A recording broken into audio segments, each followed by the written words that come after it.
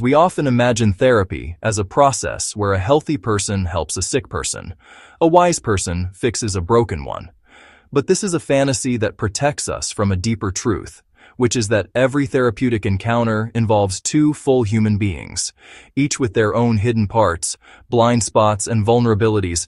And when a therapist sits with a client who expresses rage, cruelty, despair, or confusion, the most important question is not, "Why is this person like this?" but "Where does this live in me?"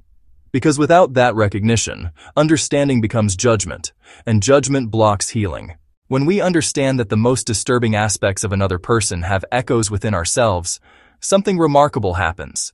We stop being shocked, we stop being superior, and we start being curious. And curiosity is the beginning of wisdom, because the therapist who cannot recognize their own capacity for manipulation will be easily manipulated.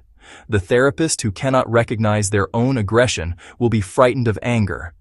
The therapist who cannot recognize their own neediness will shame dependence, and the therapist who cannot recognize their own darkness will unconsciously act it out. And this is not limited to therapy. It applies to parenting, leadership, teaching, and intimacy. Because anytime we hold power over another, our disowned parts will find a way to speak. And here is the paradox that Alan Watts loved so much.